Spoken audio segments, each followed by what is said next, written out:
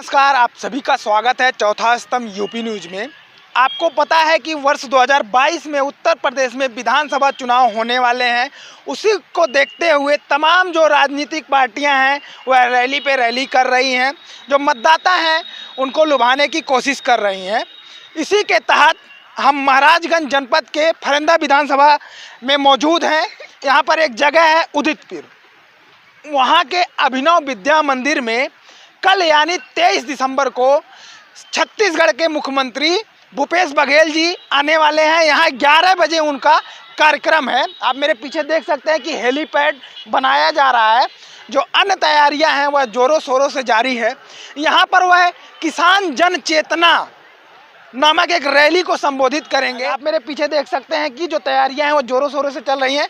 Camera person थोड़ा सा अगर इधर आए तो इधर दिखाएं कि वहाँ पर जो लास्ट में आपको दिखाई दे रहा है वहाँ पर भूपेश बघेल जी हैं, उनका जो है वो मंच बनाया जाएगा और साथ ही साथ वहाँ से वो 11 बजे यहाँ के जो किसान हैं उसको संबोधित करेंगे। इसके बारे में हम और अधिक जानकारी के लिए जो यहाँ के प्रत्याशी हैं कांग्रेस के वीरेंद्र चौधरी, और वह वर्तमान में उत्तर प्रदेश कांग्रेस के उपाध्यक्ष भी हैं, उनसे हम बात करेंगे। ये कार्यक्रम उत्तर छत्तीसगढ़ के मुख्यमंत्री माननीय भूपेश बघेल जी का है।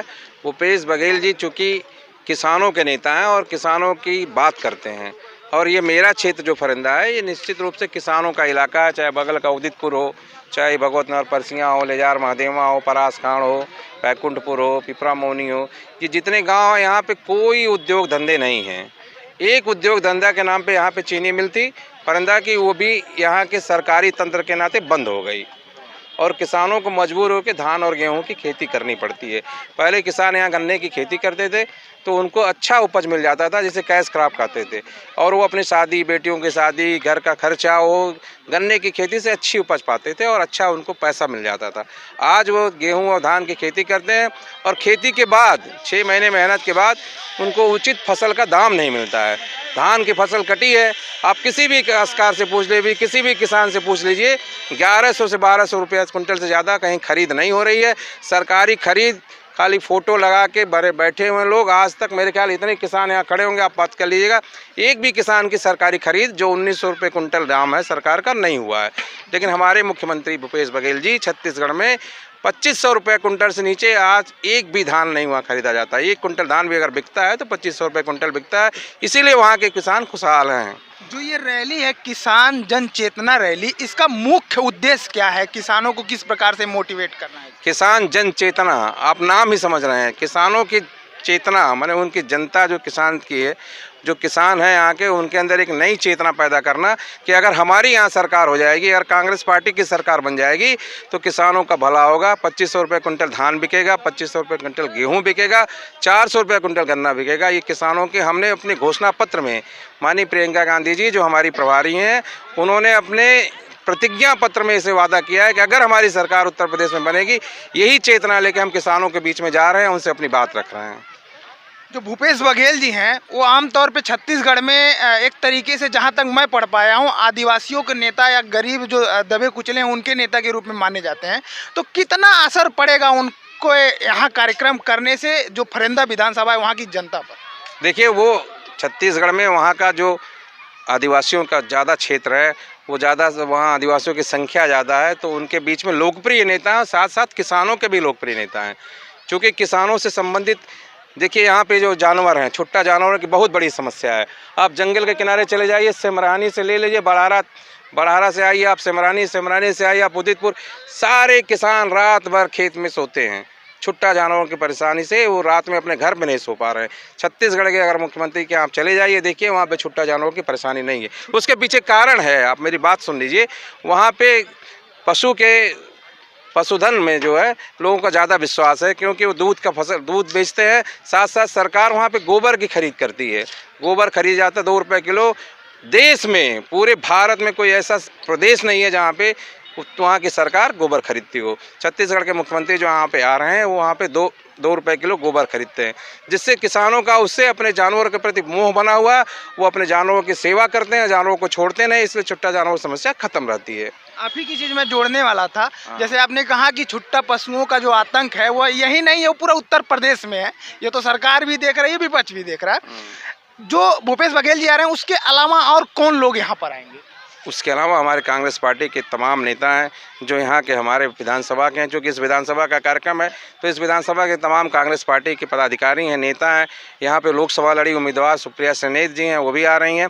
और साथ साथ उत्तर प्रदेश के और कांग्रेस पार्टी के नेतागण हैं जिनका कार्यक्रम यहाँ तय है। किसान आंदोलन हुआ, उसमें जब से प्रियंका जी एक तरीके से मुखर कर जब से आई हैं सामने, कई पार्टियों का जो है एक तरीके से मान सकते हैं होश उड़ गया है। जिस तरीके से पिछले वो किसान आंदोलन में आई हैं, तो कहीं ना कहीं इसका कितना असर पड़ेगा फरिंदा विधानसभा पे या पूरे उत्तर प्रदेश पर, कितना असर? ये निश्चित रूप से आपने अच्छा सवाल किया है कि प्रियंका जी आई हैं और पूरा उत्तर प्रदेश देख रहा है कि जब जब किसानों पे कोई समस्या आई है, चाहे लखीमपुर में वो भारतीय जनता पार्टी के मंत्री के बेटे द्वारा किसानों को कुचला गया, हमारी नेता रात में वहाँ मिलने गई हैं और उत्तर प्रदेश सरकार ने 2 दिन तक बंधक बना रखा था। हर लड़ाई में प्रियंका जी हमेशा खड़ी रही हैं और ये उन्होंने साबित किया है कि उत्तर प्रदेश में अगर किसी के अंदर इस सरकार से लड़ने का दम है, इस सरकार के खिलाफ बोलने का दम है, तो हमारी नेता प्रियंका गांधी के अंदर। बाकी नेताओं के बारे में मैं क्या कहूँ, समाजवादी पार्टी के नेता हैं वो घर से बाहर नहीं निकलते हैं, बहुजन समाज पार्टी के नेता हैं वो आज तक उनका नाम नहीं आता है।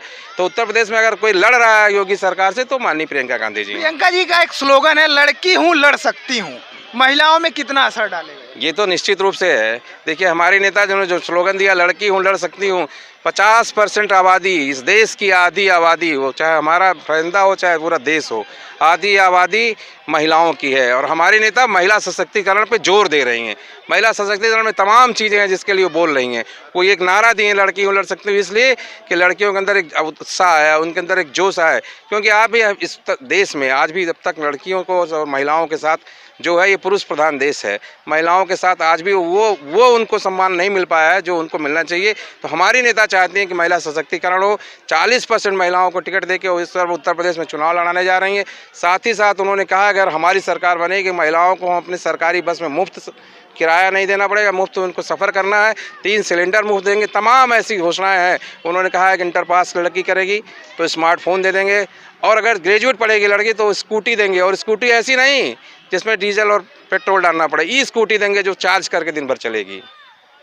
मेरा आखिरी सवाल है कि इस विधानसभा चुनाव में कांग्रेस उत्तर प्रदेश में कितनी सीटें लाएंगी, और उसके साथ साथ आप जहां से चुनाव लड़ रहे हैं फरिंदा विधानसभा, यहाँ की क्या गणित है, क्या मतदाताओं को कितना रुझा पाएगी कांग्रेस या आप? देखिए आपका सवाल, मैं देखो कोई भविष्यवाणी करने वाला नहीं हूँ, मैं भविष्यवक्ता नहीं हूँ। भविष्यवाणी करने वाले अखिलेश जी 403 सीट जीत रहे हैं, वो बोल सकते हैं।